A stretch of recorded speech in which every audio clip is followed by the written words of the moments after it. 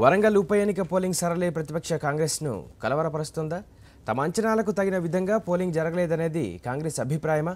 ప్రభుత్వ వ్యతిరేకతను అనుకూలంగా మలుచుకోలేకపోయామనేది హస్తం నేతల ఆందోళన. పోలింగ్పై కాంగ్రెస్ క్యాడర్ ఏమంటోంది? ప్రతిపక్ష కాంగ్రెస్ నేతలకిప్పుడు టెన్షన్ పట్టుకుంది. ఓరుగల్లు ఎంపీ సీటుపై పెట్టుకున్న తమ ఆశలు గల్లంతయ్యేలా ఉన్నాయని హస్తం నేతలు కలవరపడుతున్నారు.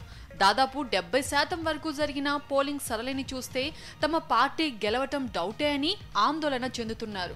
అధికార వ్యతిరేకత ఉన్నప్పటికీ అది ఓటుగా మారలేదంటున్నారు. అధికార టీఆర్ఎస్ కు కొంతమేర పాజిటివ్ ఓటింగ్ కూడా ఉందని అంగీకరిస్తున్నారు.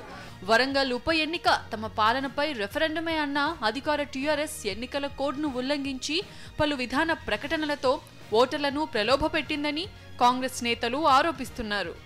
కేసీఆర్ గారు ఇంత పెద్ద ఎత్తున మంత్రుల్ని మోహరించి ఒకవైపు నేను ఎవరిని పెట్టినా మరి గెలుస్తారు అనే చెప్పే నేపథ్యంలో వారు ఇంత పెద్ద ఎత్తున ఓపెన్ గా కనపడుతుంది.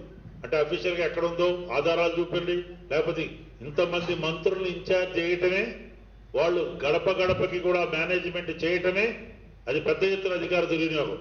వరంగల్ బైపోల్లో విజయంపై కాంగ్రెస్ నేతలు పైకి ధీమా వ్యక్తం చేస్తున్నప్పటికీ అంతర్గత సంభాషణలో మాత్రం ఓటమిని అంగీకరిస్తున్నారు.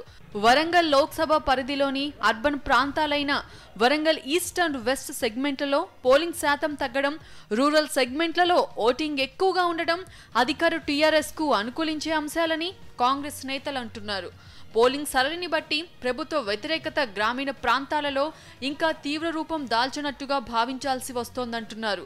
తాము ఊహించని విధంగా 1000 రూపాయల పెన్షన్ స్కీమ్ ప్రభావం ఎక్కువగా ఉందంటున్నారు.